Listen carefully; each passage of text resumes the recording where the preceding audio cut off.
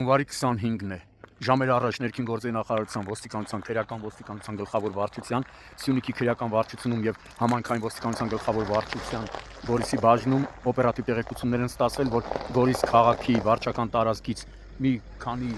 մոտ 1 կիլոմետր հեռավորության վրա գտնվող գերեզմանների մոտ, որը կոչվում է Թոսկապ հատված, ինչ-որ միջադեպ է տեղի ունեցել, ինչի հետևանքով կան զոհեր եւ վիրավորներ։ Դեպքի վայր են ժամանել Սյունիքի քրեական ոստիկանները ոստիկանության եւ Գորիսի բաժնի ծառայողներն ու ապա Պարեկային ծառայության Սյունիքի մարզի գումարտակի պարեկները։ Ահա այս հատվածում տեսնում եք բավականին մի քանի մետր տարածքում առնանման հետքեր են, իսկ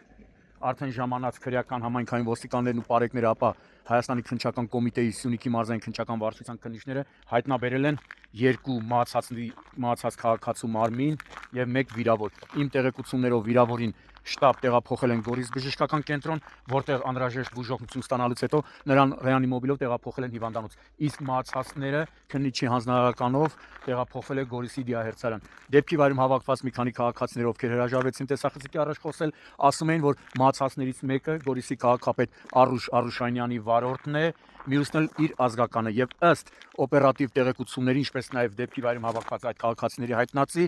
տեղի ունեցել միջադեպ կենցաղային հարցերի շուրջ, որի ժամանակ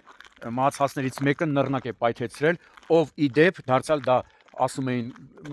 այստեղ հավաքված մի քանի քաղաքացիներ, ովքեր չեն ուզում տեսախցիկի առաջ խոսել, ասելով մենք ներսի մարդ ենք, Գորիսեցի ենք, ամեն օր իրար տեսնում ենք, թող մեզնից դուրս չգա, ինչ որ հոգեկան խնդիրներ է ունեցել, սակայն հաշվառված չի եղել որևէ հոգեբուժական հաստատությունում։